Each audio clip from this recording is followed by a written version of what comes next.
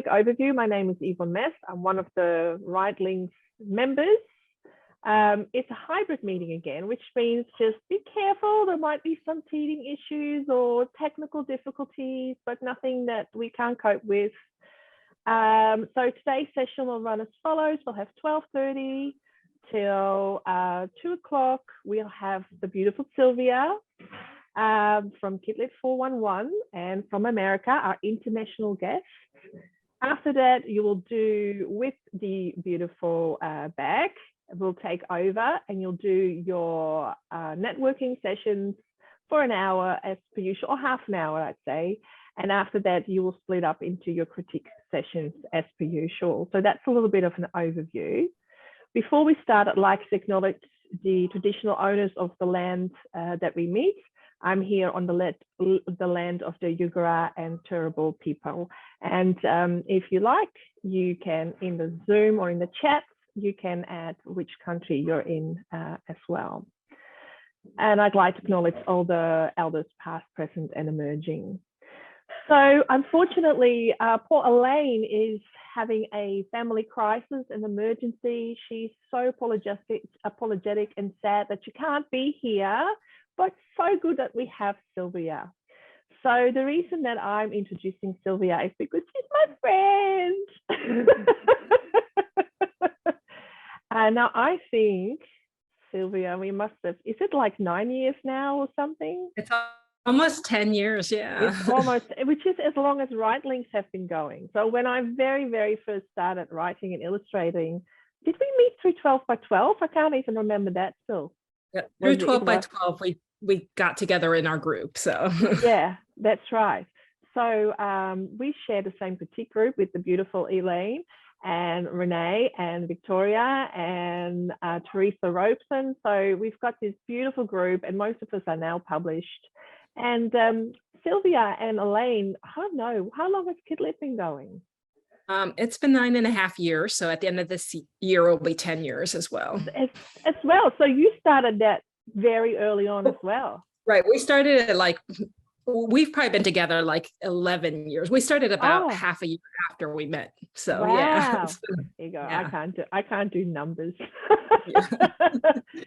So I will let Sylvia explain to you in more detail what Kidlit 411 is, but it's just, I've been amazed by these ladies, what they have achieved. And I'll probably should do the official bio and then I'll let Sylvia introduce herself a little bit more. So I'm just reading off from your website. So Sylvia is a children's author and former environmental attorney, inspired by oceans, kraken, and cephalopod. I can't say that, Sylvia. Cephalopods. She writes middle grade novels and picture books, and she's just last month had a novel out, Hannah Sue and the Ghost Grab Nation. So she's not now only a picture book, which is what we started. She's also got multiple novels. She's also got Manatee's Best Friend. Her picture books are A Morning with Grandpa, and she's got several anthologies. She co-founded Kidlit 411, which is a resource website for children's writers and illustrators. She grew up in, okay, I'm going to say that wrong too, Caracas, yeah, Venezuela. Venezuela. She went to Yale College and Harvard Law School. She's lucky to do what she loves for over a decade. And she now gets to spin stories for kids. She lives in Virginia Beach with her family and an aloofy cat. And she is represented by Jennifer March Soloway at Andrea Brown Literary Agency. So we're so happy to have you here for what is really our 9th anniversary, which is why we have an international guest. I'm just going to let everybody in. Sorry, I just need to pause and ask if there's anyone else on the Kidlit side, on the Right Link site, that's keeping an eye on the Zoom stuff too. I'll keep an eye. I'm doing that. Okay, great. I'll just let you. I'm looking after that. And okay. Everyone at home, if you can just save your questions till the end of when Sylvia's finished. You can put questions in the chat, but if you can put a Q in front of it, that way I can keep track of the questions and then I'll ask the questions at the end when Sylvia's finished. Thanks, Beck. So Sylvia has put together some knowledge that she'd like to share with us, and it's going to be plenty of time for questions. Make sure you get those questions down, because this is where we can get it, you know, from the first person point of view, what's really happening out there, and how you could perhaps one day explore yourself an agent or a contract in the USA. So please, Sylvia, take it away. Hi, thank you very much, Yvonne. Yeah, it's so great to see you all. Thanks very much. And I'm really excited to be with you. So I guess I'll just tell you a little bit about my journey to publication as an author. And so you'll get a sense of like how long it took and stuff. So basically, as Yvonne briefly mentioned, this is my second career. I was originally an environmental attorney, which I was doing ocean conservation work for about 10 years. Then when my kids were young, I decided to quit the job. And at the time, I wanted to be a children's illustrator. And so that's when Yvonne and I met. And I wanted to illustrate for picture books. So I got involved with the group 12 by 12, which I highly recommend if you're interested in writing or illustrating picture books. Julie Headland runs it, and you can look up 12by12challenge.com, I believe, or .org. Maybe Yvonne or somebody can find the link. But anyway, so I also joined the SCBWI, Society for Children's Book Writers and Illustrators, took a lot of classes, took art classes. And so I was really trying to become a children's illustrator. The kind of problem was I had 2 kids who were 3 and 1, so they didn't give me a lot of time. I didn't have a ton of free time to do it. I was doing it in their like naps, and you know, they went to preschool eventually, and so I would have a couple of hours in the morning. So once they started going to school full time, around I would say maybe like 8 years ago, I started taking classes in writing novels because, actually, sorry, I skipped ahead. So I was trying to become a children's illustrator. And so then I started learning how to write picture books because as an illustrator, I wanted to like develop a portfolio. And if you don't have your own things to illustrate, you're sort of stuck with just, illustrating like public domain stories, like fairy tales and things like that. So I started writing and learning how to write my own picture books. And I ended up I entered into a contest run by Lee and Low Books in New York, and it's the New Voices Award. And so it's for, they look for diverse authors and people who are unagented and unpublished. And so the first prize for that was a publication contract. So this was my book, A Morning with Grandpa. I won it in 2013, and it took 3 years to come out. So it came out in 2016. So during that whole time, I would say from I would say there was a good 5 to 6 or 7 years where I was querying, and I was querying as a picture book illustrator and author. So I was putting together dummies, and I was sending out either dummies or just the manuscript, trying to get an agent just as an author. About 7 or 8 years ago, I started taking classes to write novels because I was interested in writing longer form. And that's when I think I found my voice. I really enjoyed middle grade. And so I took classes and I got a really great mentorship. So I really encourage, there's lots of mentorship programs. The one I got into was called Author Mentor Match.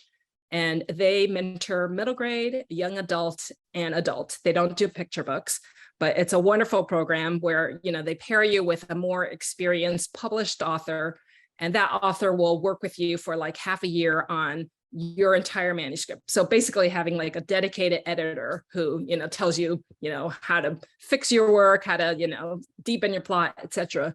And so I got Tay Keller was my mentor, and she ended up actually winning the Newbery Award a couple years ago for When You Trap a Tiger. So she was wonderful. So all through that time, so basically Hannah Shue and the Ghost Crab Nation, which is my middle grade book that just came out a month ago, I wrote that in the fall of 2017. And all of 2018, I spent revising it. So I revised it under Tay Keller's mentorship. And then I also revised it under, I had a local like writing group that I revised it with. And so I was querying it all that year in 2018. And at the very beginning of 2019, I was successful with my agent. So I would say it probably took about half a year to find my agent. And I can tell you the story of that in more detail when we have a conversation. But basically, beginning of January 19, I got my agent, Jennifer March Soloway, with Andrea Brown Literary Agency. And they're really great agency. They only focus on children's teen writing. So they're excellent. And one of the things I'll tell you, if you ever have a chance to do it, I connected with them because Andrea Brown Literary Agency does a conference every year. Well, they do one in Cape Cod, Massachusetts. They also do one in Big Sur, California. And the year I went, they actually did one in Colorado. But what it is they put you in a small group of like 5 other writers and one of their agents, and you spend a weekend like workshopping each other's first 5 pages. And so you give feedback to the other writers, they give feedback to you, but the agent also is leading that workshop. And so they're all women, she also gives feedback. And then you're also put in another work group with a published author and you do the same thing. And so it's during that conference that I actually met Jennifer in the middle, before I even queried, I met her and that's how we met and we had a connection and she liked my work. And so at the end of the conference, she said, whenever you're ready, please query me. So it was like a very encouraging sign. Then, so 2019, so we actually went on submission early 2019, like, I don't know, April, but it took a full 10 months before we sold this book. But because I had the agent, she actually got in contact with a Scholastic editor who was looking for an IP project. So IP stands for intellectual property. And that's where the editor or the publisher themselves have an idea and they want a writer to execute it. And what's nice about that is that, well, it's less lucrative than if you wrote your own project, but oftentimes you can start a relationship and you can do more in the future. And so that's how Manatee's Best Friend came about. There was an agent in Scholastic who just loves manatees. She's a young agent in her mid-20s.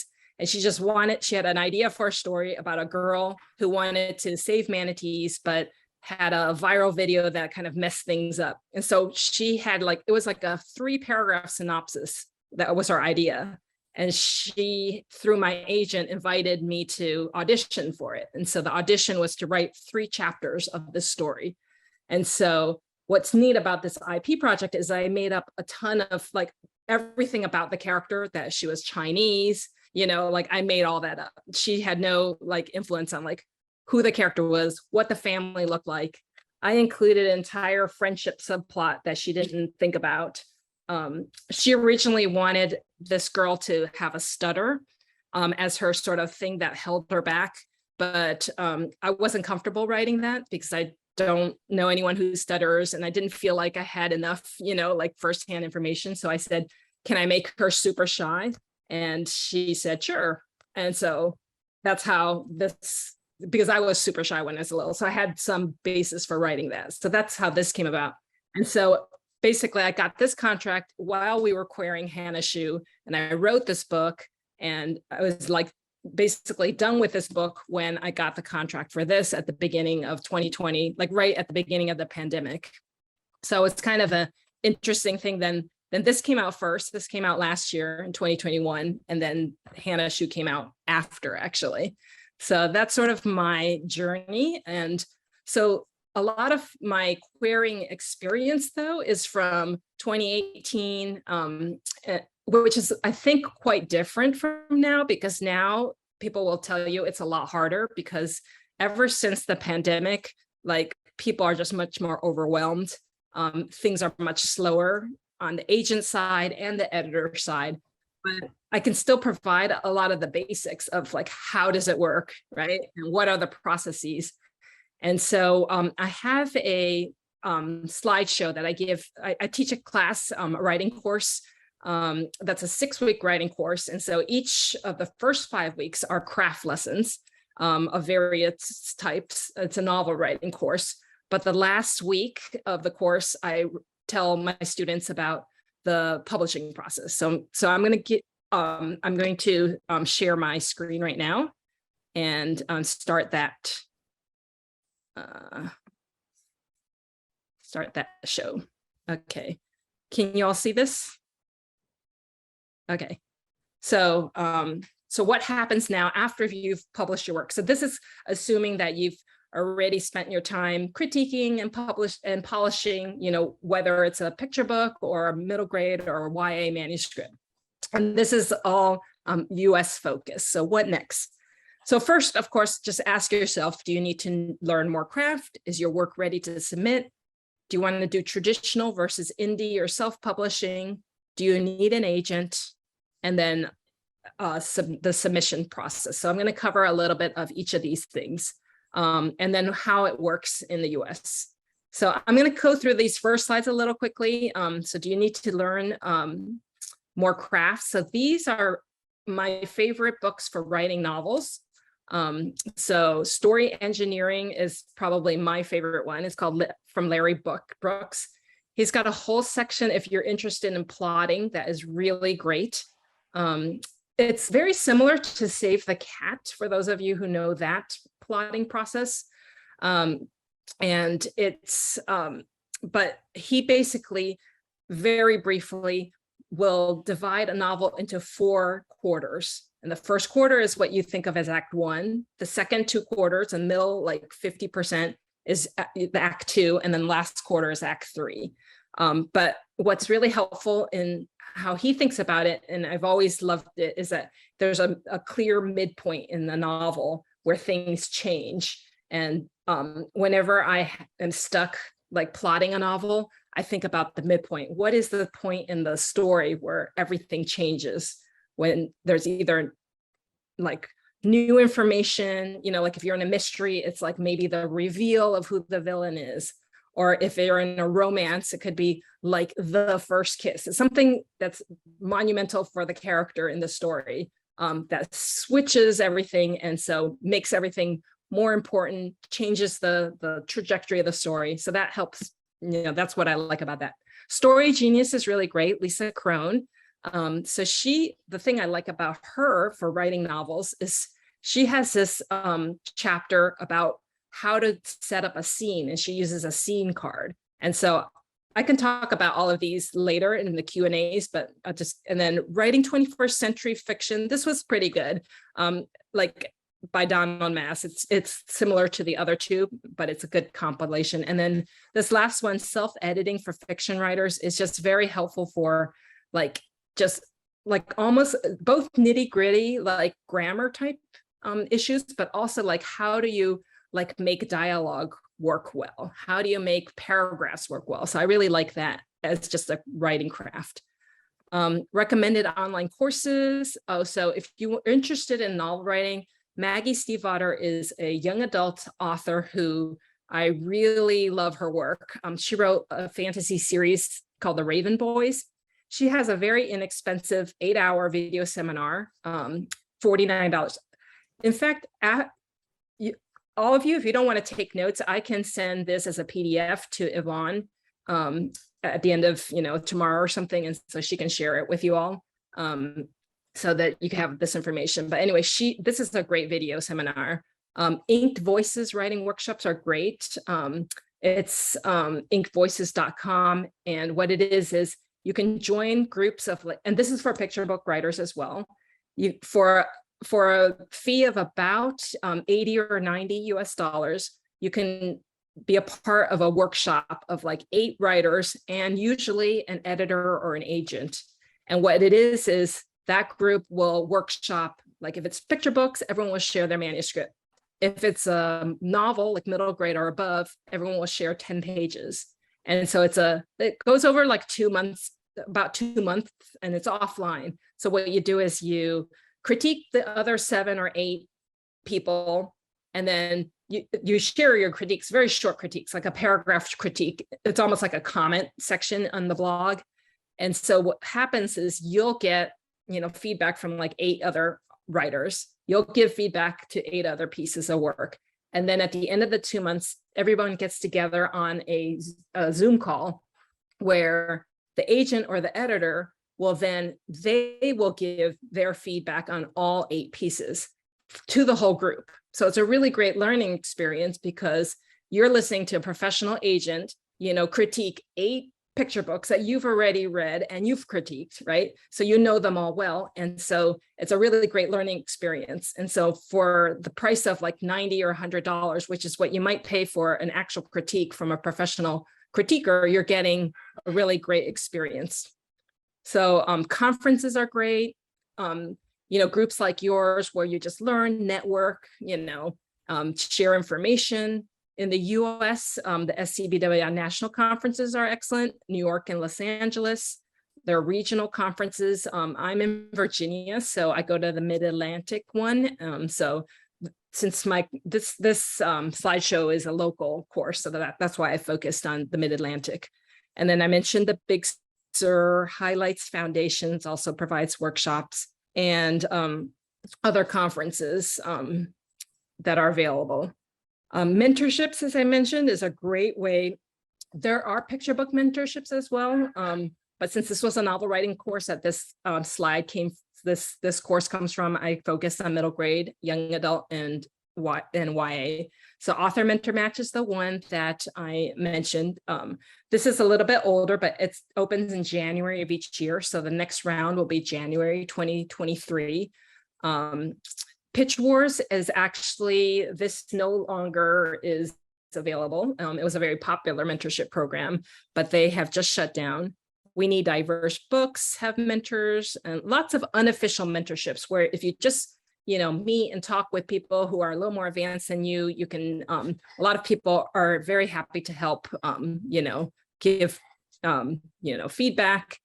And we have on Kidlit 411, which I guess I didn't really mention Kidlit 411, but kidlit411.com is the website that Elaine, Kylie Currents, and I run.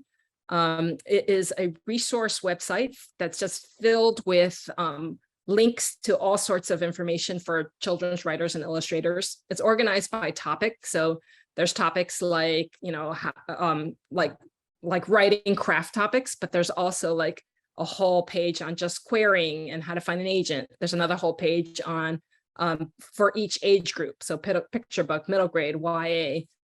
And so one of our listings is a listing of a page of mentorship. So we have probably a dozen listed on that page that you can look into. And then there's lots of other genre, other groups, the Women's Fiction Writing Association, other groups like that will have mentorships. So the next question, is your work ready to submit? Has it been revised? Has it been critiqued? Has it been proofed, edited?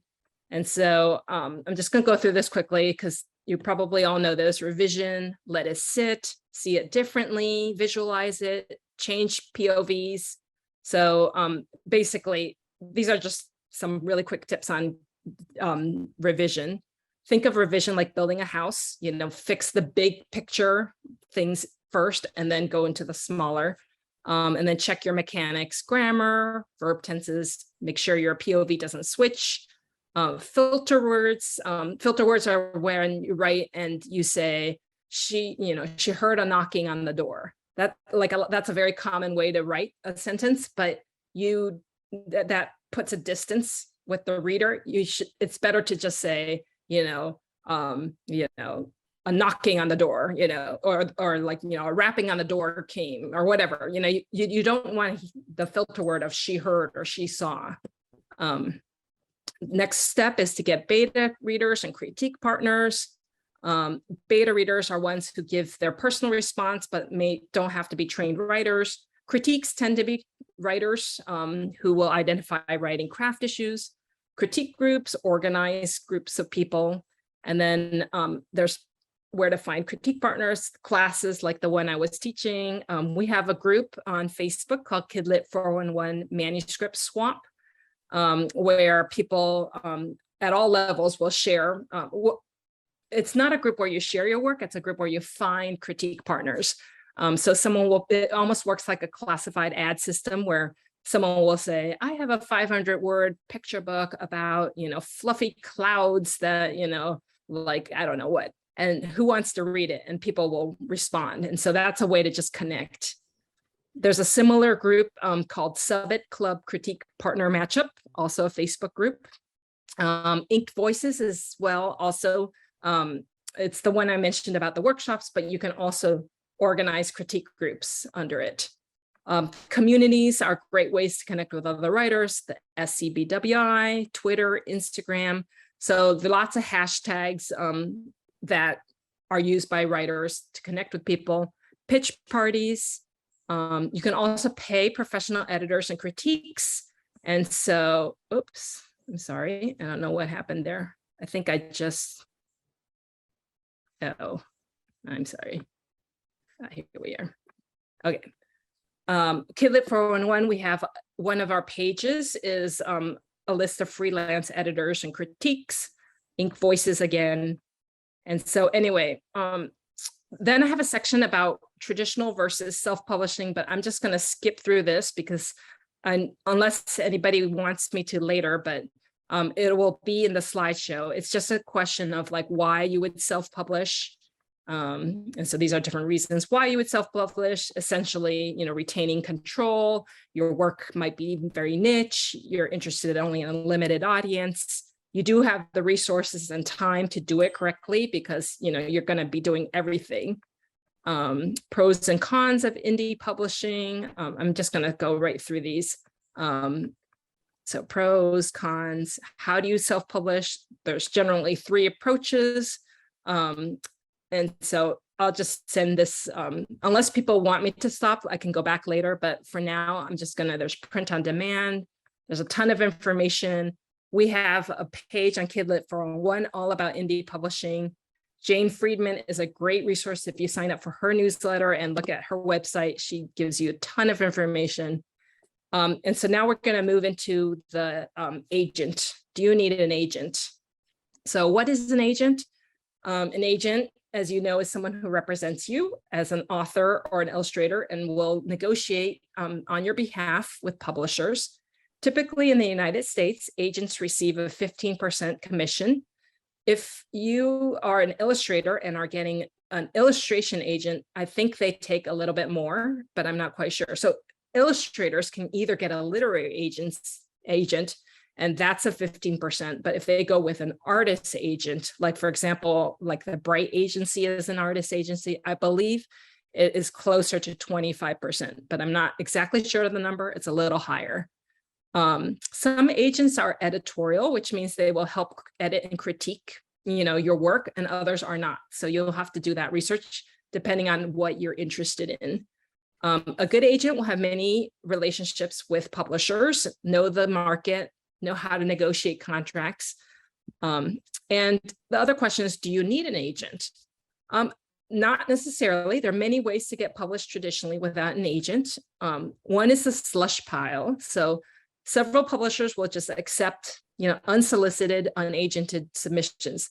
Now, in the United States, that tends to be the smaller companies. All of the big companies do require agented submissions. So if you're interested in like the big 4 now, it is, HarperCollins, Hachette, Penguin Random House, and I forget the third one, Simon & Schuster, fourth one, Simon & Schuster.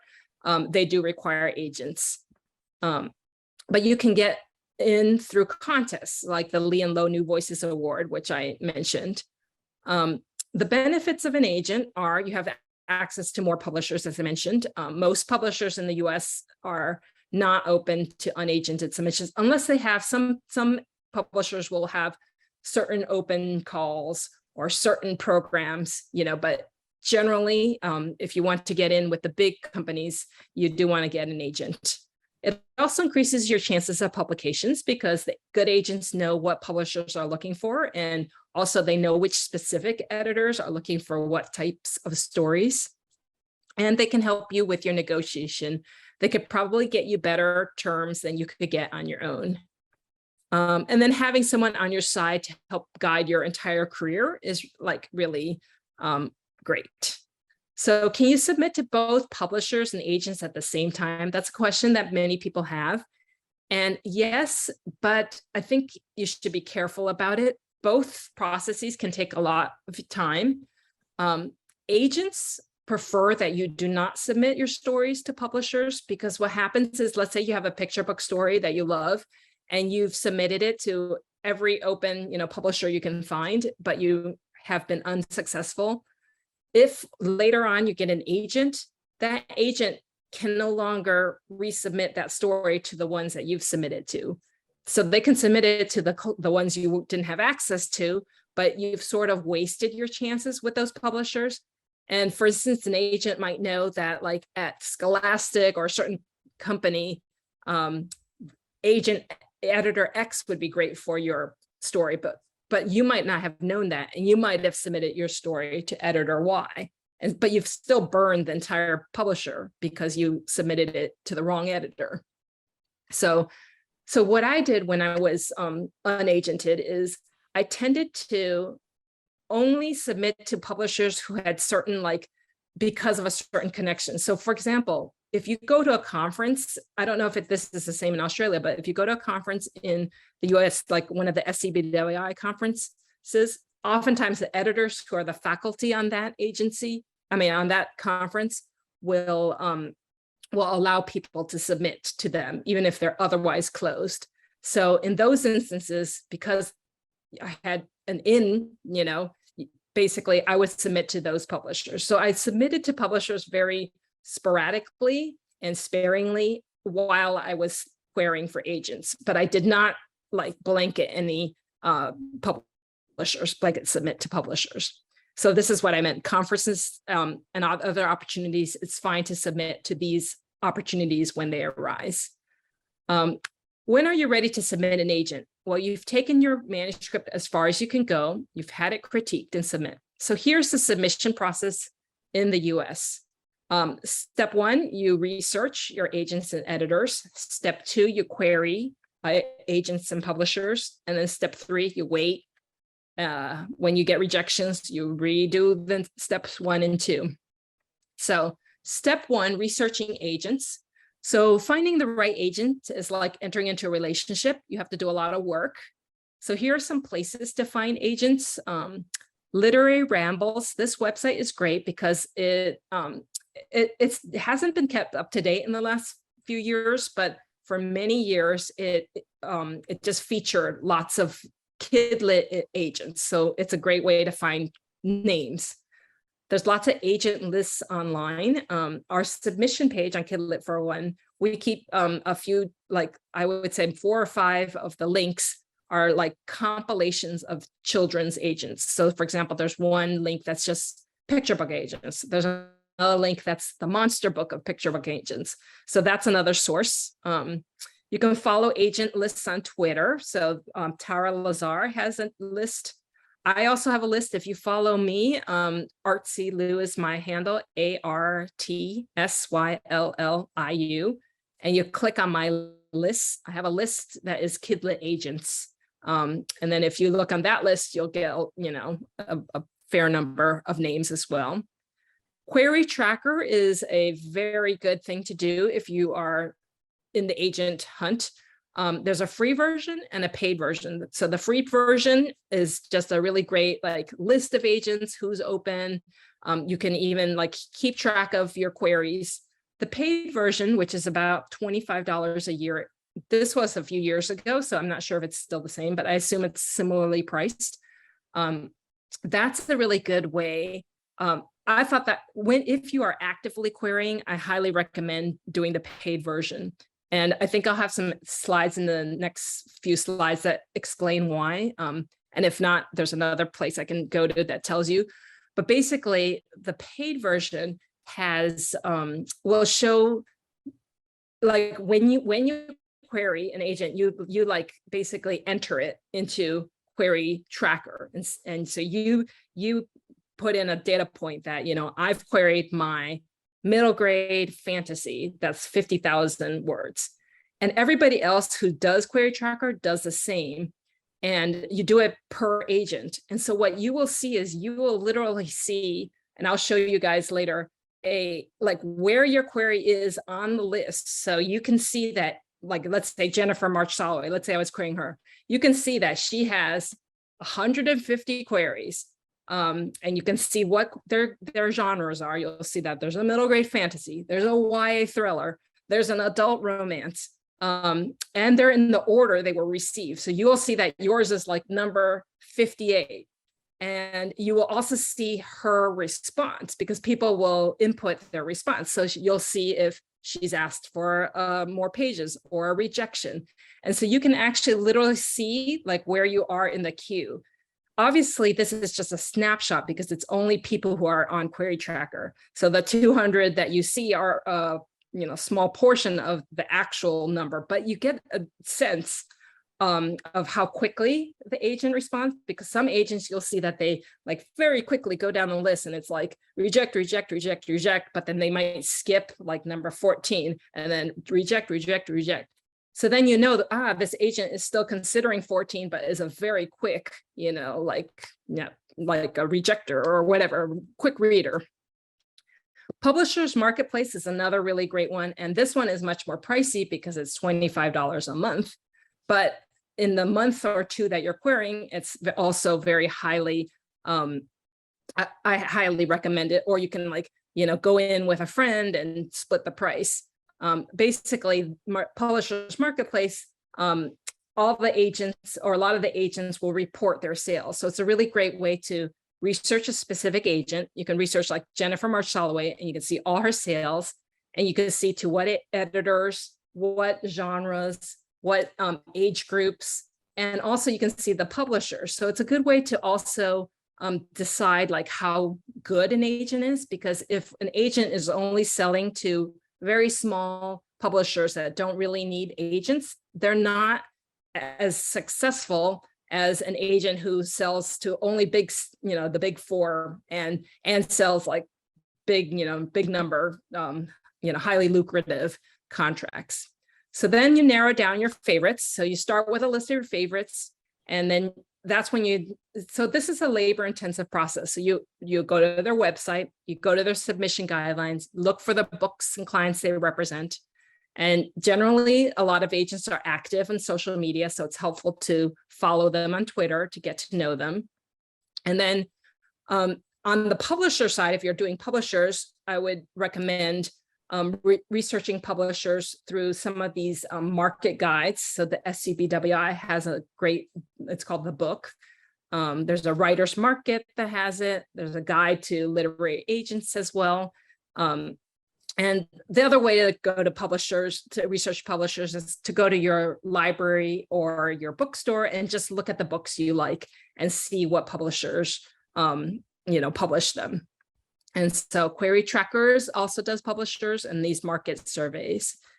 Some more research, you can delve deeper, you can visit bookstores, you can go to each publisher will have on their website a catalog of their current work, so you can look at that. Online searches, word of mouth. Okay, so this is I highly recommend as an author, if you want to be on social media, Twitter is a great place to do research. So MSWL stands for Manuscript Wish List. And it's a Twitter hashtag that agents and editors use to broadcast what they want to see. And so they use that in the hashtag. You can also go to the website, manuscriptwishlist.com, which gathers those. So this is an example of manuscript wish list. So this is Rebecca Sherman. So an agent might, this agent forwarded an article, and she said, let me remind everyone that Mark Kelly and Scott Kelly were born identical twins, but their DNA is no longer identical after going to space. This is a great prompt for a novel. MSWL also. So basically, she would like to see a novel with these themes. Here's another one who's like, I haven't done an MSWL, but here are 4 novels I've read recently that I really love. And so she's like, if you're writing anything similar, please, think. You can also target your search. You can do MSWL MG that will limit it to middle grade.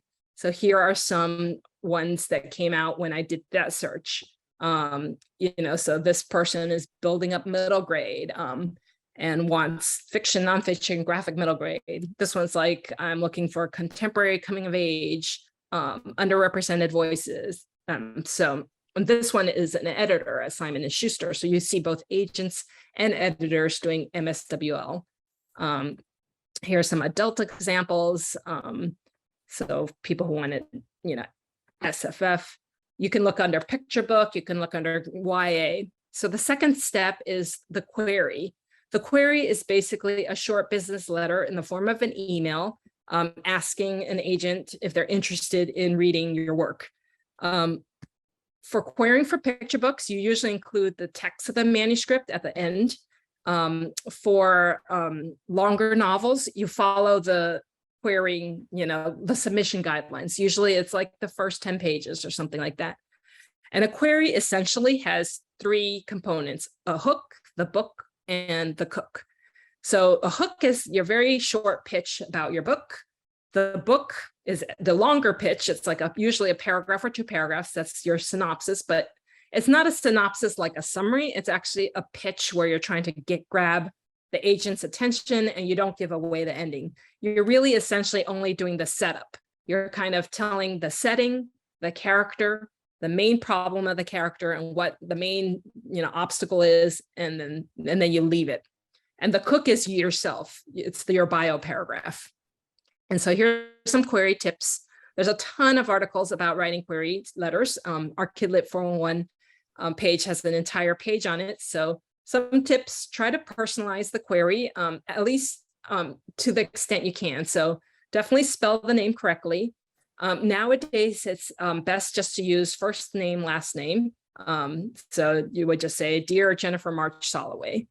And it's often helpful to comment on why you're picking that person.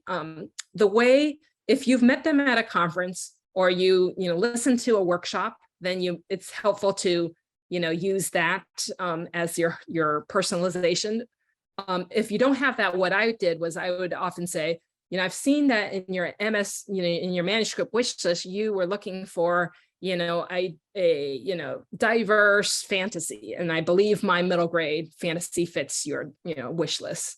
Then you want to sell your story. Don't summarize it. Instead, you present the main character, the situation, the stakes, the inciting incident, and then you mention your credentials. Be brief, professional, and friendly. And then what next? What is next? That's a good question. Oh, sorry. I'm having. I think I'm a little bit. Can you hear me? Yes, we can hear you, Sylvia. Yeah. Okay. Do you see me? Because We can see I'm you. a little frozen.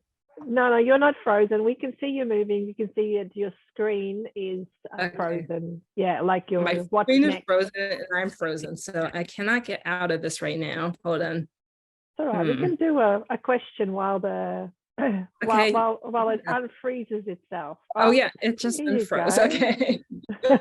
Yeah, it's I cannot find my cursor, so I'll take a question. All right. Sylvia, we've got a question here. Is it useful for Australian authors to gain a US agent? And then do you also want an Australian agent and maybe a UK agent, or just one? Hey, Rebecca, I think that's probably more of a question that we can answer because Sylvia won't have a really good idea. So I'll just briefly say that a lot of Australians that want a US agent want one because they want to reach a bigger market, because there's way more books to sell in America than there are in Australia, and you can't really get into the USA. Most Australian agents don't represent you overseas as well as in Australia, so it's like a smaller market. So it depends what you want. It could be worthwhile, and maybe you can find an agent that represents you worldwide. That would be great too, but I think it's quite specialized to have an agent within the US market who knows that market really well. Does that sort of make sense? Does anybody want to add to that? And I guess the one thing I would add is I mentored a woman through Pitch Wars where she did really well with her manuscript, and she got both a US agent and a UK agent at the same time. But the US agent sort of facilitated that because it's Pete Knapp, and he's a very well-known agent, and he's the one who brought in the UK agent for her. So she didn't actually query the UK side. It's just through that the US agent, he brought it in. So, and so now she has book deals in both markets through those separate agents. Yeah. So when I had an Australian agent, she wouldn't represent me overseas, but she was fine with me trying to fight myself a USA agent as well. So it all good questions to ask when you are getting into the agent game in Australia to see if you can reach out to that wider market as well. Good question. Yeah. All right, here it looks like it's working now. Yay! So, as you're querying, keep good records. I used a spreadsheet, and so I would record when I sent out a query and what the response was. Sometimes it was like often it's no response, but sometimes you get a partial request, sometimes you get a full request. I recommend querying in small rounds. So this is a I don't know. Yeah, I'm not sure this link is live, but I'll have to check it. But I wrote a newsletter and I wrote a whole article on advanced tips for querying agents. And I will drop that link when we get a chance in the chat, because it goes into more detail on how to query in small rounds. But essentially the idea is do rounds of like under 10 at a time, agents, like 7 or 8. And the idea is your first batch will you're trying to decide how successful your query is. So if in your first batch of like 5 or 6 or 7, queries, and you immediately get like 2 of those agents asking to read more, then okay, this is working. And at that point, you should go wide. But if you send out 8 or 10 queries and just hear nothing, radio silence, then something's not working. It's either your query is not working or your actual pages aren't working. And so you need to go back and tinker and fix, both, and then you send another round. And so you keep doing it until you're getting better responses. Now, it's very difficult, you'll see on Twitter nowadays, because people are taking a longer time to respond. So oftentimes you don't have, it takes a lot of patience to wait, for like a month before, for your first round. So one of the advanced tips I provide, and it's a tip provided by a woman named Alexa Dunn, is through Query Tracker, you can find who are the agents who are very quick at responding. And she actually, I think I'll try to find that link somewhere, but she actually found like names of like 8 or 9 Kidla agents who are known to be super speedy, like within a week, you will hear back from them. And so she says it's helpful to actually your first round target those speedy, agents and see how your query is doing. And if you get speedy rejections right away within a week or 2 from all those agents, something's not working. So ideally, after all these rounds, you will get an agent who's interested, they request a call, they love your work, and offer representation. That's the dream. So this is a sample query letter, which I won't, this is my query letter for Hannah Shu, and I will, you can read it later when I share the slide. Here's a quick overview of traditional publishing in the United States. And I'm sure many of you already know, but basically the typical publishing contract, the author gives away the exclusive publication rights in exchange for an advance and royalties. Yvonne, do most people know about advance and royalties? Do I need to go into detail about this? I think so, but I don't want to speak for everybody. But let's just, if you have that question, just ask Sylvia later. Just keep going. Yeah. So basically I have a whole slide about how advances and royalties work. Actually, no, that is quite interesting to see. And yeah, that looks good. Show us. Okay. it's- All right. I'll yeah. go back to it then. So advance is basically the sum of money against the royalties due. And so the author keeps the advance whether or not the royalties earn out. And the royalties are a percent of each book is what the author earns. So generally in the United States, authors get 10% of the book's retail price. For picture books, authors and illustrators split it. They get 5% each. So this is like how advances and royalties work theoretically. So for example, if you receive an advance of $20,000 and then royalties of 10%, and we're going to, for ease of math, we're going to say the book costs $20. That means every book you sell, you're going to make $2. And you won't see any money beyond your original advance until you have sold 10,000 books, right? Because 10,000 books times 2 is 20,000. So every book you sell from the moment your book goes on sale, you're like paying back your advance. But the minute you pay back your advance, then you're making $2 per book. And so let's say if you sell 12,000 books, well, the extra 2,000 books that you sold times 2, you get $4,000. So every 6 months for the rest of your life, you can get royalty checks. So just as an example, A Morning with Grandpa had a very small advance. My advance was $1,500. It was a small publisher. And because I was the author, I only got 5%. But the other thing about this small publisher, it wasn't 5% of the retail price, it was 5% of the net price. So the net price is about half the price of a book. So this was $18 US. So about half the price was $9. So 5% of $9 was 45 cents. So I basically made 45 cents per book. But I did earn out my $1,500 within about a year. So basically in a year, I sold about 3,000 books. So that earned out the advance.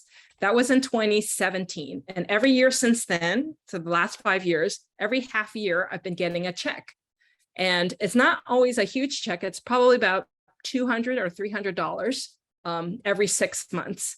And so that's just this one book that makes 45 cents a book. But every half year, it seems to sell about 500 copies. So I make about $250 every half year. So for the rest of my life, as long as it's doing well, you're getting a little check. So the idea is, if you're you're a more prolific author and you're with bigger companies, if I were with a bigger company, I'd be getting, $1 per book. And so let's say you have 10 books out. Well, then you get 10 checks every half year for $500 or whatever. So that's how you build up. So, but that's like the smaller advance. I'm actually going to share all of my advances. The Manatee's Best Friend, which was a intellectual property, that was $15,000. So I have not yet earned that out because with Scholastic, this is a paperback for $8. So even 10% of $8 is only 80 cents. But most of Scholastic's books are sold through their school fairs and their festival, their book clubs. And so you get an even smaller advance. So I calculated, I make about 20 cents per book. The thing with Scholastic is they have a huge distribution. So I haven't earned out my advance yet, but in my first 6 months of sale, I've sold 16,000 of these books.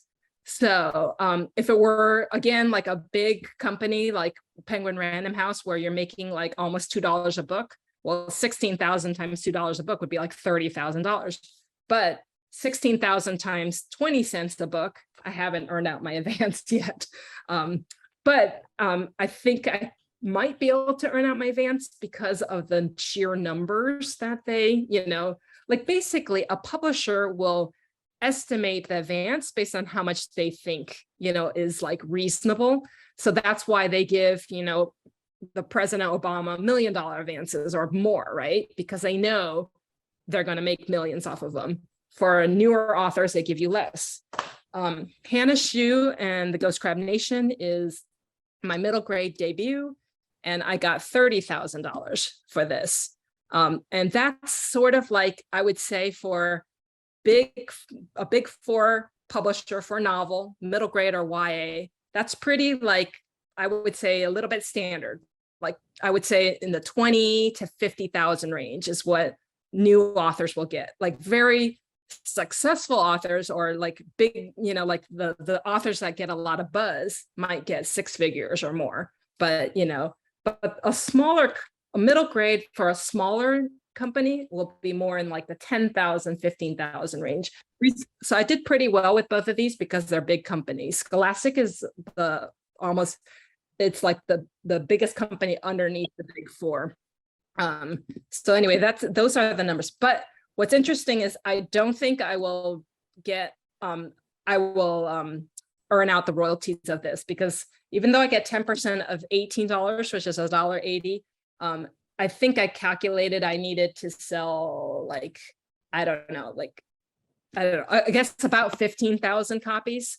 And that's really difficult for like a mid, I would call this like a mid-list book. It's not a bestseller. It's not going to break out, you know, for mid-list, like, you know, you're doing well if you sell a couple thousand books. So, but the publishers still make money, even if you haven't earned out. So anyway, so traditional publishing timeline, so 1 to 2 years from signing of contract. Oh, because I shared all these numbers, I know you're recording this. I hope you just share it within your group and don't like share it outside, if you don't mind. No, it won't be shared outside of the group, Sylvia, and it will only be shared for a short time. Okay, great, thank you. Editorial revisions. So there's usually 2 or more rounds. This is for novels and picture books, 2 or more rounds of revisions for big picture issues. And then there are line edits. That's when they start working on the words themselves, paragraph and line level edits. Then there's copy edits. Those are for typos, spelling, grammar. Then there's cover development, where they work with an artist and you oftentimes on a cover.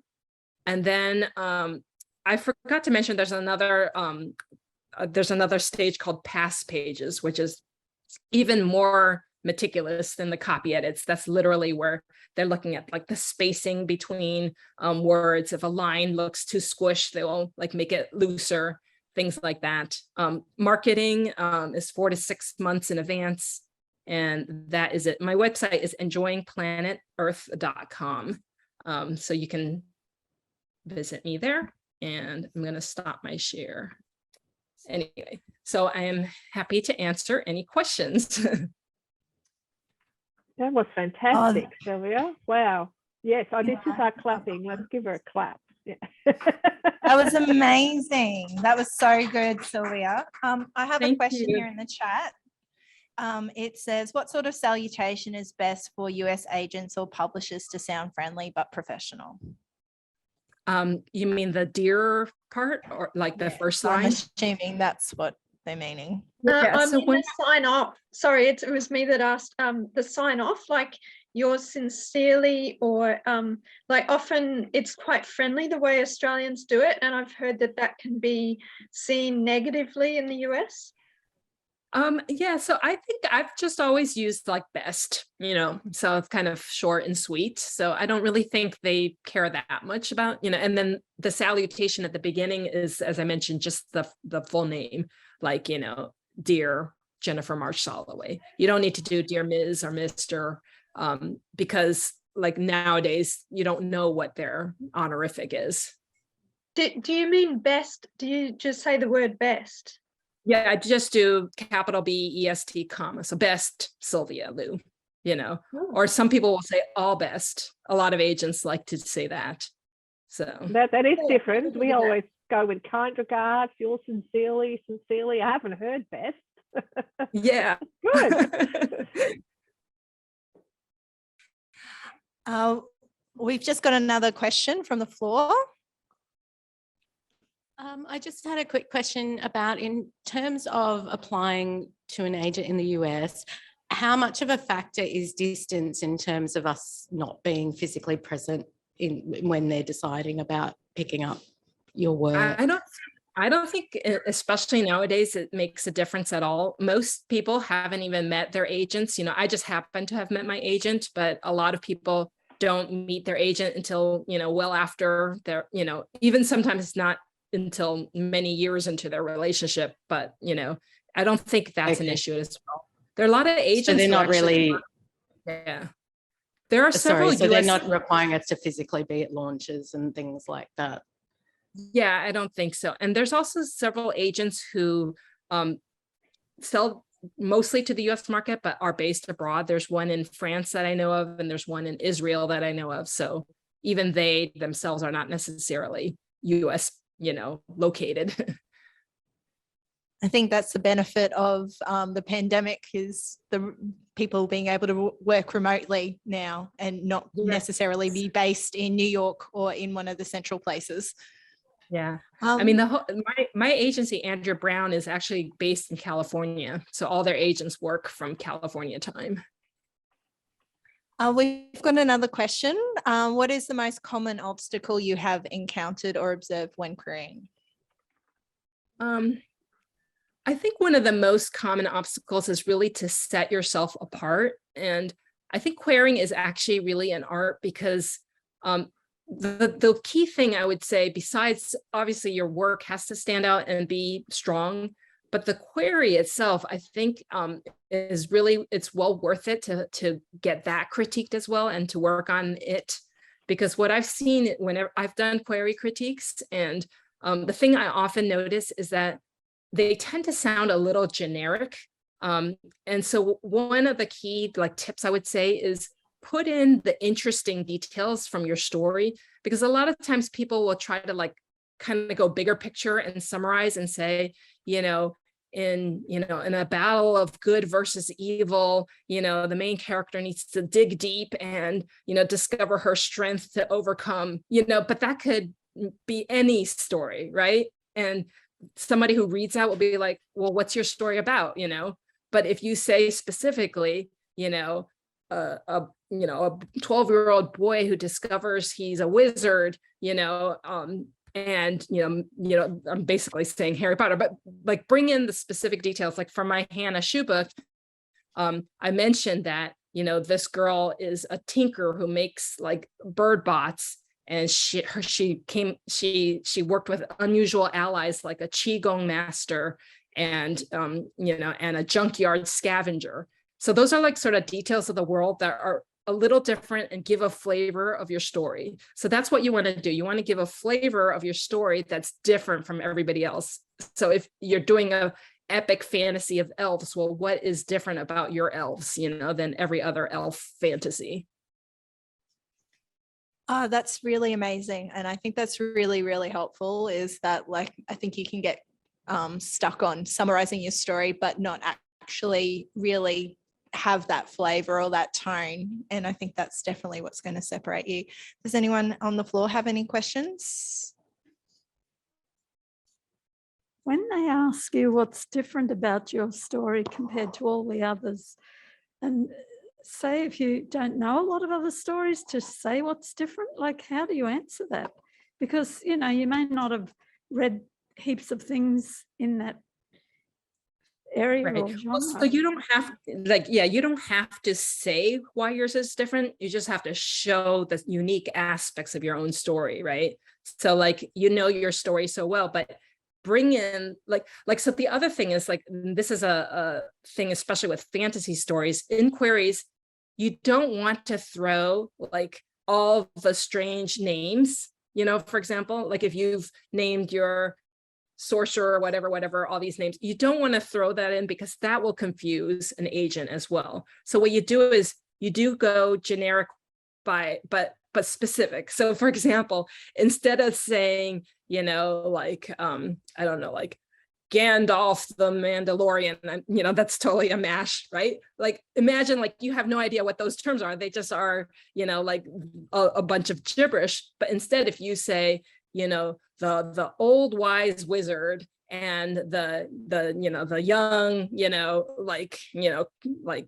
I don't know, but you want to also stay away from cliche. You don't want to say old wise wizard, right? Because that's cliche. So you find what's unique about your story, but but you describe their position more than the names. Does that make sense?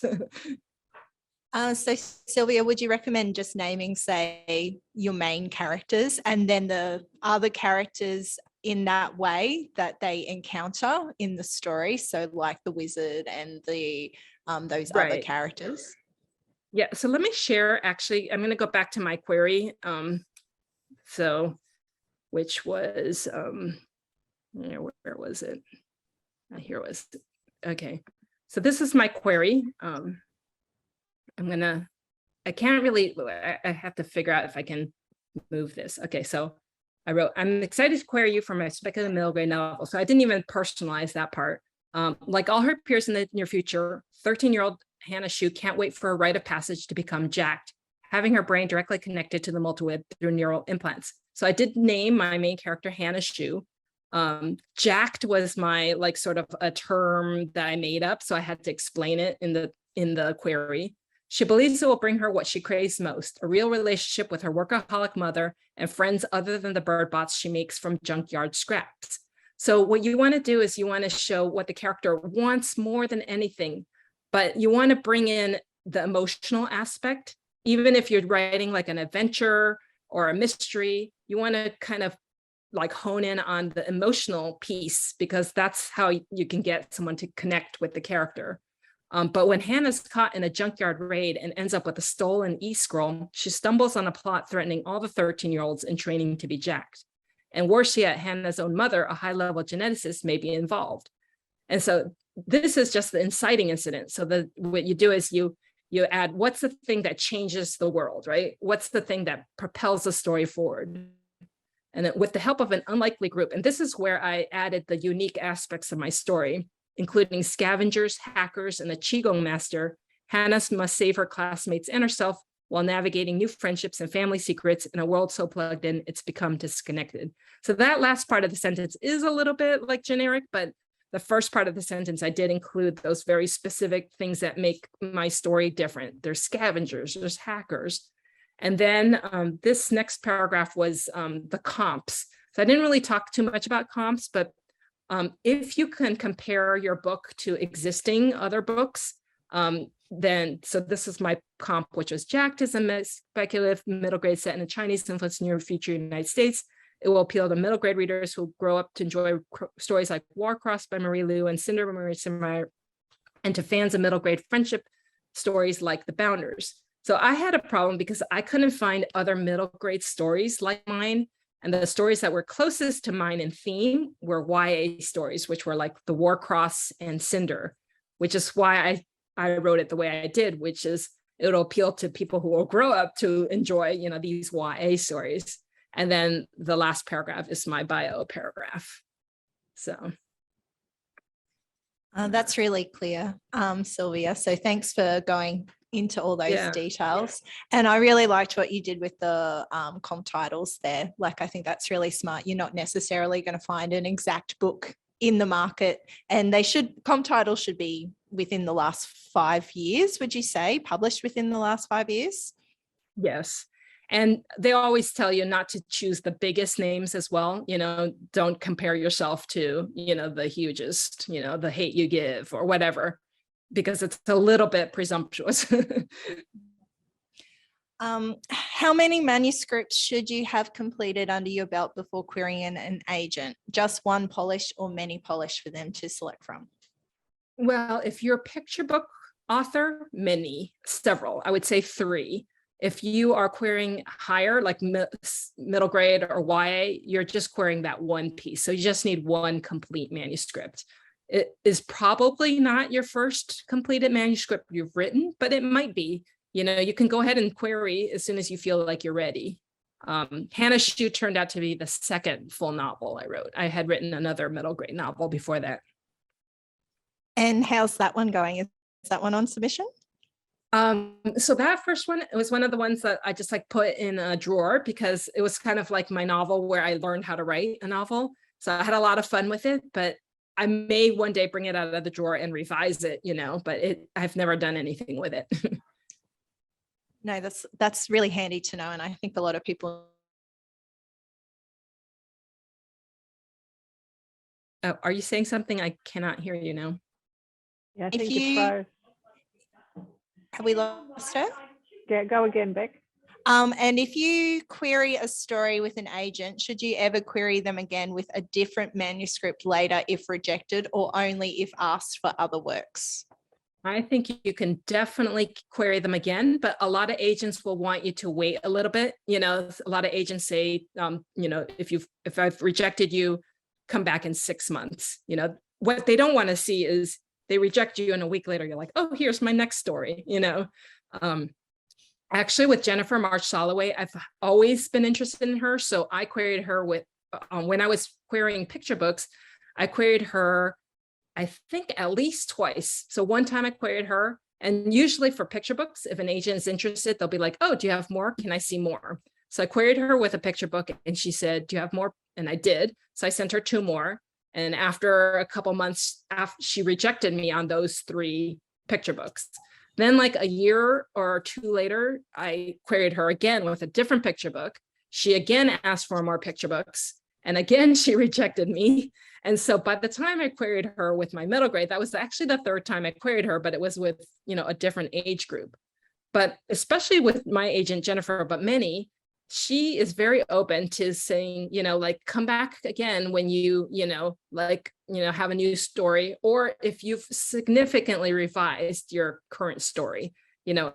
And sometimes agents will give you a revise and resubmit, which means, you know, I'm not ready to sign you yet, but, you know, I can see there's promise. If you revise this and resubmit it, I'll consider you again. So, and the nice thing actually about requerying agents is that they will remember you. And so then you've actually kind of built a little relationship with them. Sylvia, has Jennifer ever gone back and looked at any of those 6 that she previously rejected?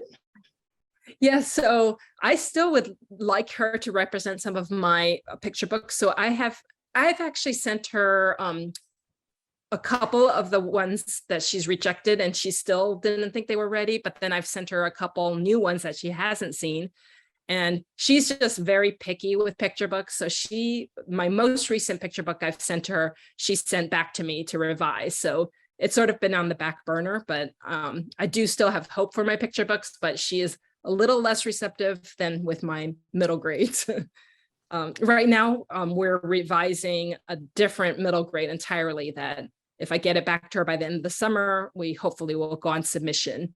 Because the other thing with publication contracts is a lot of times you can get a publication contract for 1 book, or you can get it for more books, like 2 books. A lot of publishers will also do a book plus an option.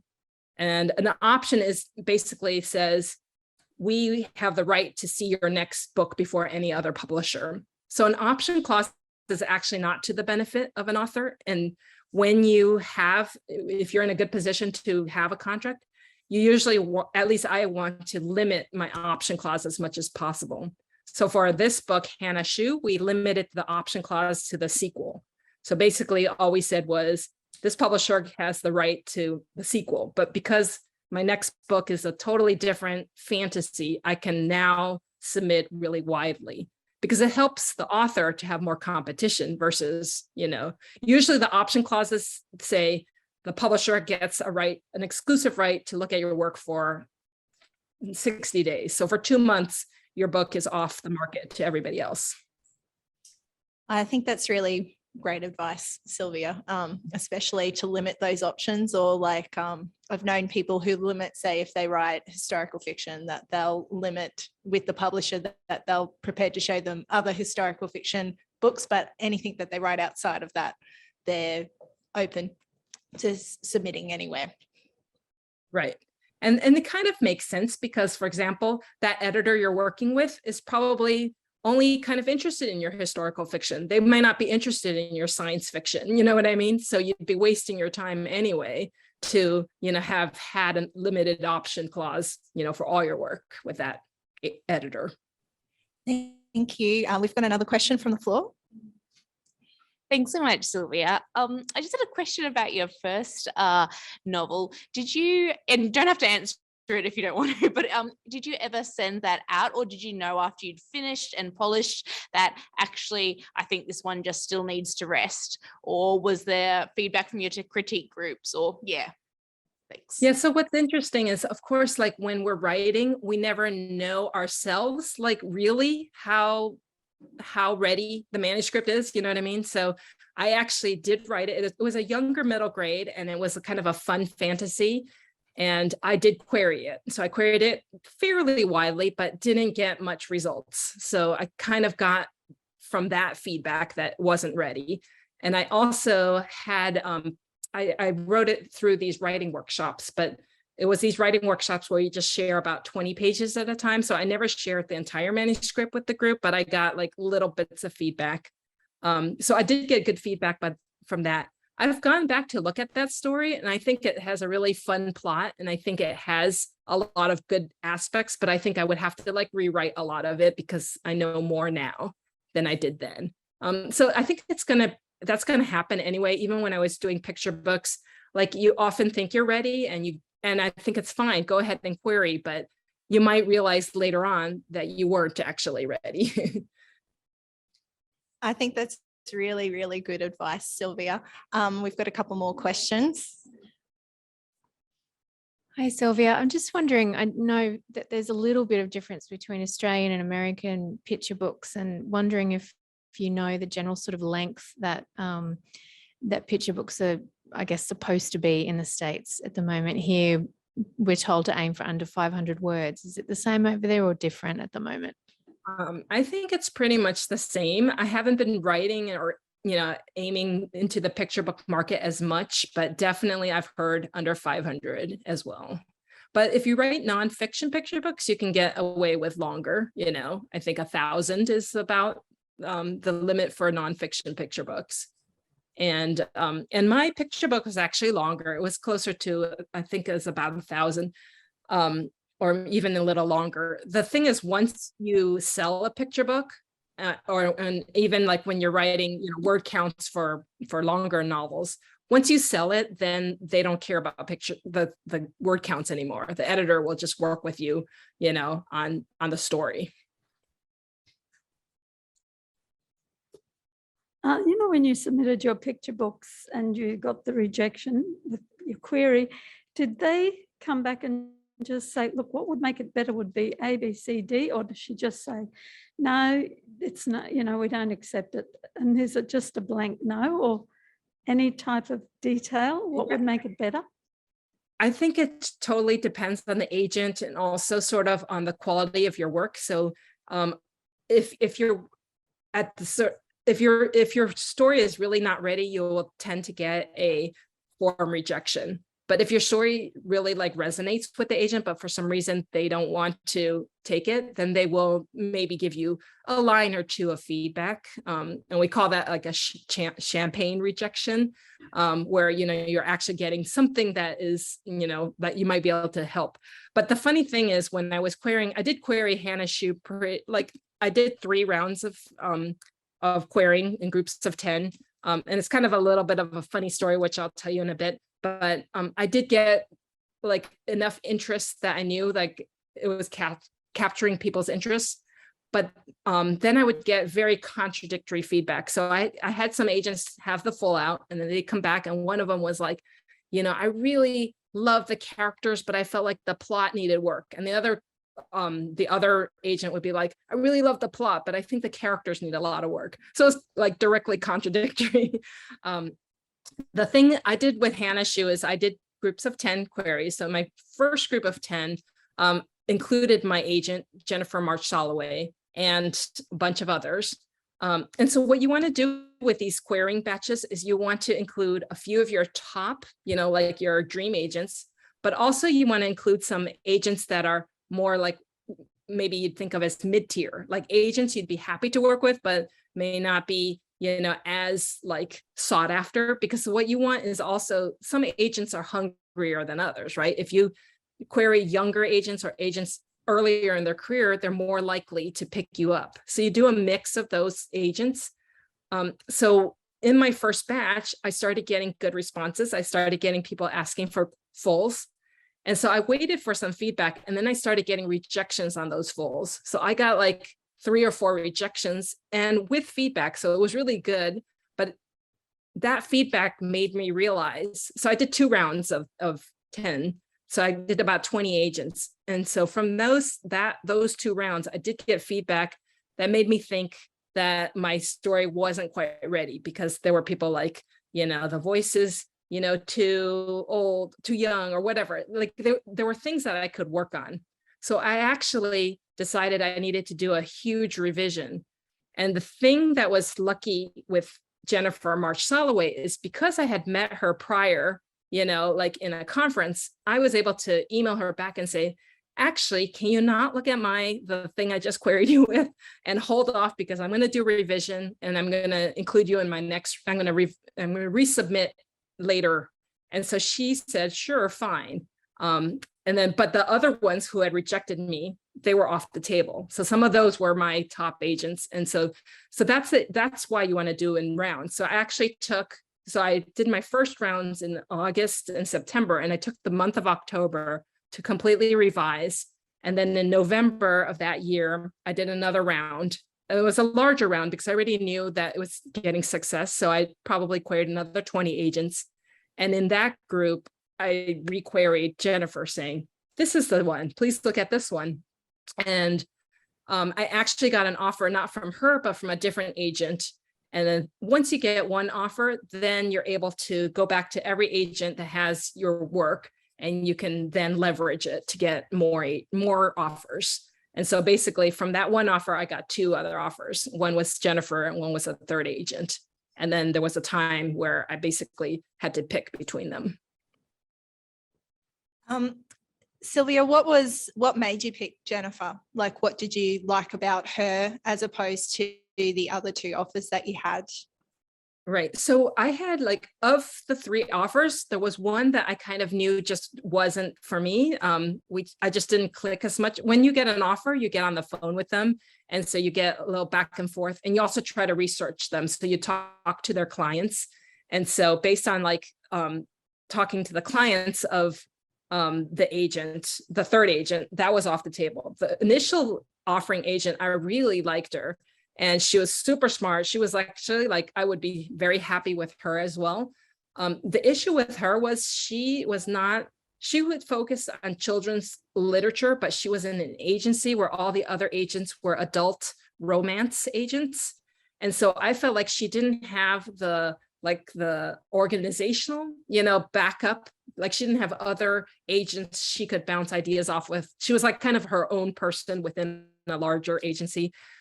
Whereas Jennifer was in an agency that is purely kidlit. And so they are very, they share a lot of ideas. They share databases and stuff like that.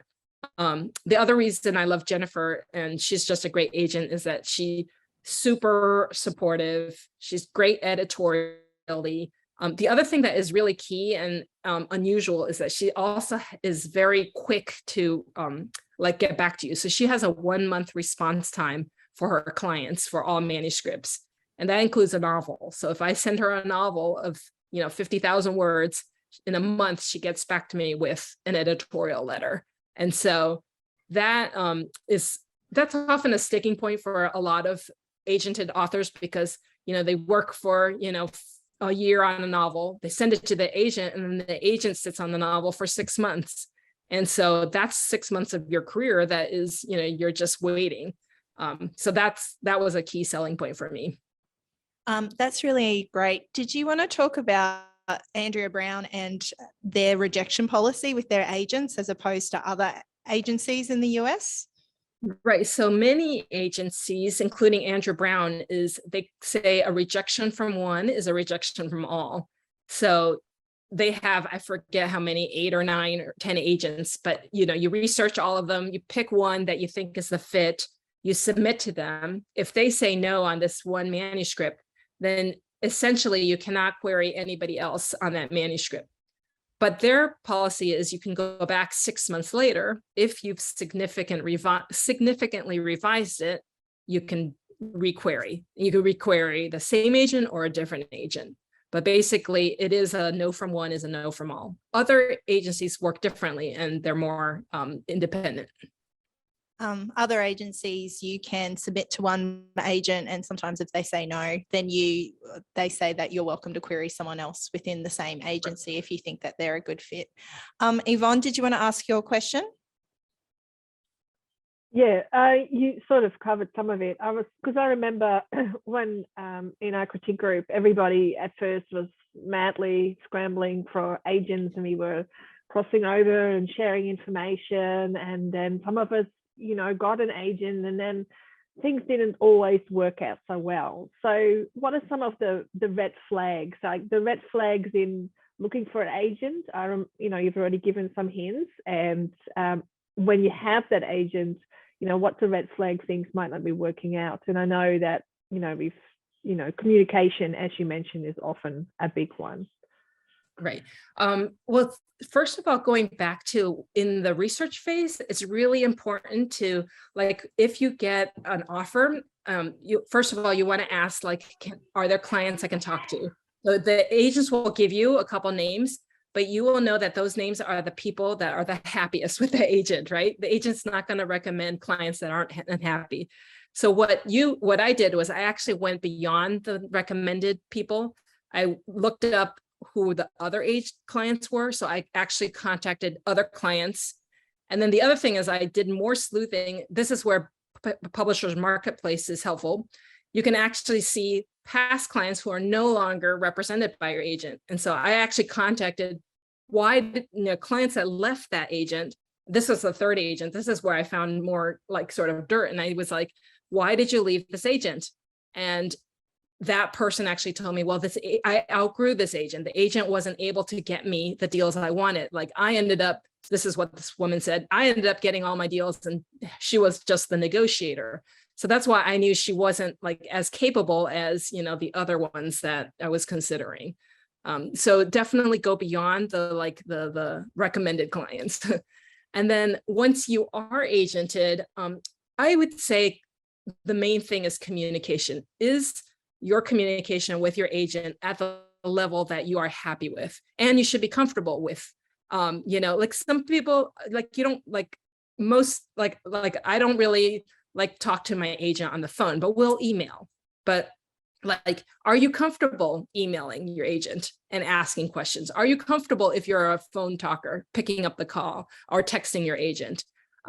If you're sort of scared to approach your agent, that's kind of a red flag, right? If you feel like you're imposing on an agent when you're emailing them, that's a red flag, because ultimately they work for you. You're not working for them. So I'd say the level of comfort you feel with your agent is a good indicator. I think that's really great advice, Sylvia. We've actually got a question that really relates to that. How do we be an excellent client for an agent? I think one of the things that agents and editors appreciate most is if you are timely, if you are given a deadline, you meet it. Or if you can't meet it, to be like communicate well in advance. So let's say you have a revision due end of the month. If you know because of life, COVID, whatever, you're not going to make it, it's much better to let them know 3 or 4 weeks in advance, I need, another month. What they don't like is the day it's due, you say, oh no, I need another month, so it's basic, like any professional, courtesy, basically, right? So be professional, be courteous, be timely. I think that's how you become a good client. What is something you wish you knew as a newbie that you do now? I think the thing I think all of you, because you're here, you already aren't doing this, but it took me a long time before I realized that I should be networking and being and talking with others. Like, I think my initial phase of being a children's illustrator before I got into 12 by 12, I was just on my own, just spinning my own wheels. You know what I mean? And the other thing, especially with like picture books and even with novels, when you're a newbie, I think the other thing that everyone does it, and I do it, is that you fall in love with that one story that you started off, you wanted to write because you want to write that one story, and you just work that story and work that story, and you keep working on that story. And a lot of people get stuck there. They're like, this is the novel I want to write. Well, they've been working on it for 8 years. Or this is the picture book I want to write, and you've been working on it for 4 years. And the key thing that I learned, especially with picture books, but even with novels, is what Julie Headland in 12 by 12 sort of, like got me to learn, is that you have to produce lots of different, stories. Like, don't worry about running out of ideas. If you write picture books, try to write, a picture book a month, try to come up with, they're not going to be great. A lot of them will just be like very crappy first drafts. But if you do that and you write and you write and you write, well, out of the 10, ideas that you've written, well, one will, pop up, and then you can spend time to work on that one. But if you have spent 2 years working on your very first idea, you're wasting your time essentially. Because also after you've written 10, 12, 15 drafts, then you've learned how to write a better draft.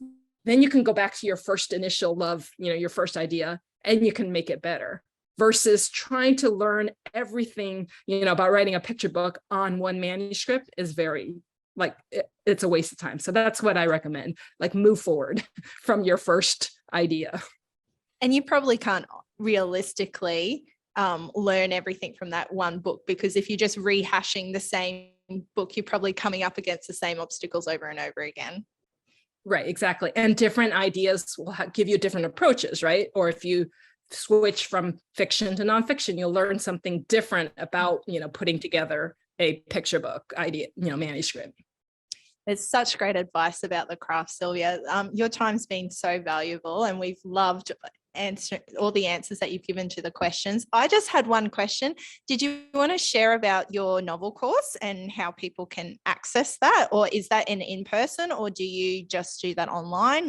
How do you go about doing that course? Well, so that is actually not a course that I always teach. It was so my local writing group is called the Muse Writer Center. And for a long time, it was in person. But once the pandemic hit, a lot of the classes went online. And so it's the-muse.org. So now there's a lot of online courses, but I don't teach it every session. They have basically a fall, a spring, and a summer session. And so these days I'm pretty busy. So I'm only teaching sort of standalone writing craft sessions. So in the fall, I'm going to do a class on writing engaging first pages. So this is for novel writing. How can you write? How do you write your first pages in a way that attracts an agent's attention? And that's a 1 day, 2.5 hour course. I don't know about timing, whether it works well, because it's a live course, and it's usually on a weekend, East Coast time, our time around 10 a.m. So it'd be 10 p.m. your time. But if you're up for staying up a little late. I think that sounds worth it. I think that actually sounds really, really helpful. So we'll actually share the details of that. We'll go and find that and share it within the group. So if anyone's interested, they can jump onto that. That listing won't go live till the fall, but when it goes live, I'll share it with Yvonne. That's wonderful. Thank you for your time today. And we've just loved all the answers and the presentation that you've done. We've learned so much. So everyone, can we give Sylvia a big round of applause? Thank you. I will share with Yvonne the PDF of the slideshow. And I also ask that you only keep it within your group. We're pretty good like that. Thanks. We will do that. That's very generous of you, Sylvia, because of it, allowing us to record the meeting today and also sharing your presentation. And yes, we'll make sure that it's just for a limited time within the group and that people understand that as well. So, but I think we'd maybe love to have you back another time if possible on a different topic. But yeah, no, thank you so much. It's been amazing. Thank you.